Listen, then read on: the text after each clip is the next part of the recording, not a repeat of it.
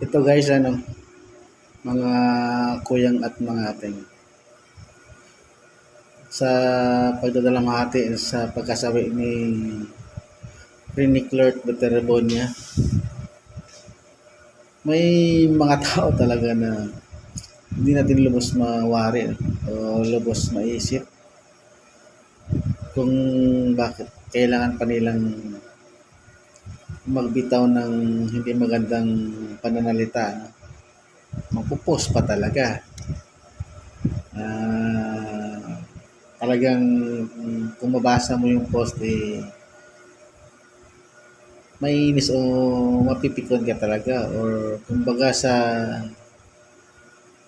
mga magulang, sa mga nakakatanda, talagang sasabihin talaga sa'yo na napakawalang modo mo, napakawalang kwenta mo,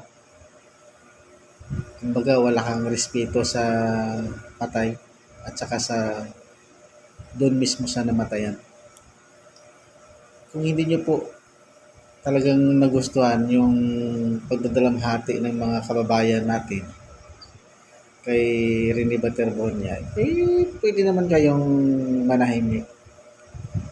Manood kayo ng Netflix. Manood kayo ng YouTube. O di kaya, dahil uso naman ngayon ng online games, mag-online games ka na lang. Huwag na lang po kayo magbitaw ng hindi magandang pananalita doon sa patay, kasi bilang isang Pilipino, kabastusan po yung ganong gawi o pananalita. Kahit sabihin mo natin hindi na rin niya mababasa dahil sa dami ba naman ng nagko-comment sa mga social media, sa mga dumadaan na FYP natin kahit saan na platform.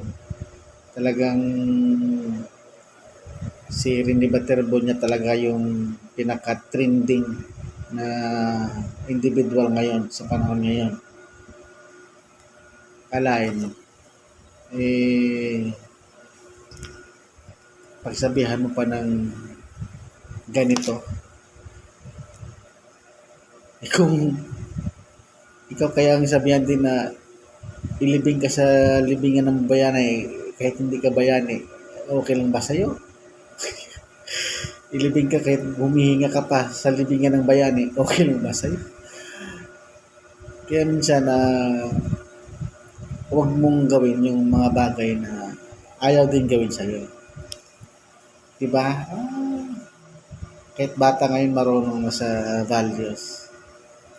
Siguro hindi ka lang siguro na turuan ng magulang mo ng tamang disiplina. Walang-wala ka doon sa kay Rini Baterbonia dahil namuhay yun na puno ng pagmamahal at disiplinang walang kailan namatay. Kung sabihin kaya natin na dapat ikaw na lang yung namatay, hindi si Rini Baterbonia, di ba? Huwag ganun, Otoy.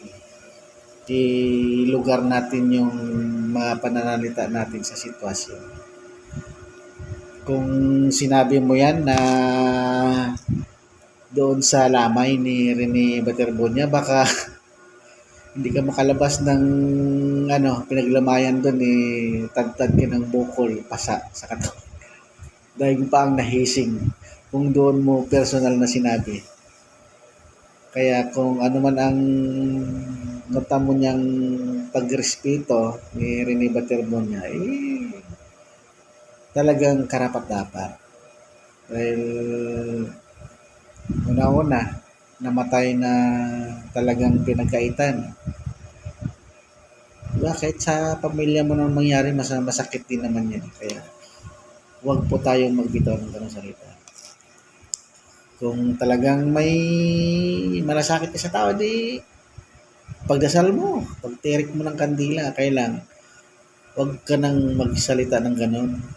Kung wala ka namang, kung wala naman sa'yo ang totoong pakikiramat, kung mga biro-biro lang, sarilihin mo lang yan, iho.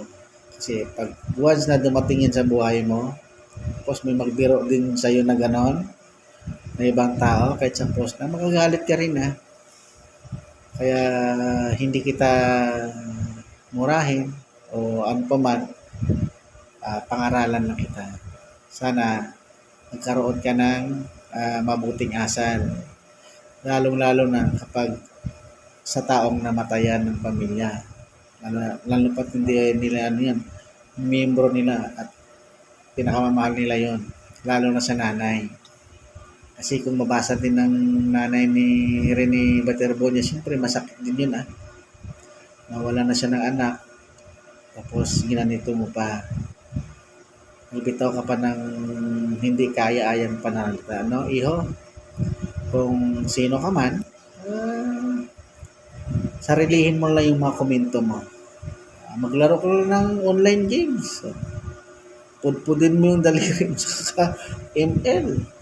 O kaya Dota. Alright? Sana wag mo nang ulitin yan. Kahit kanino. Basta lalong-lalo na pag namatayan. Kasi masakit po sa tao ang namatayan na. Masakit po sa kalooban. Tapos sabihan pa ng hindi maganda. Alright? Sana, iho, batiin mo lang yung tatay mo ng Happy Father's Day. O yakapin mo ng mahigpit. Baka yan ang huling yakap mo sa tatay mo. Diba? Ay nako, mga bata talaga ngayon, no? At talagang iba-iba na ang takbo ng utak. Maraming natutunan sa social media, lalo sa online games. Alright? Sana magbago ka. Baguhin mo yung pag-ugali mo. Okay?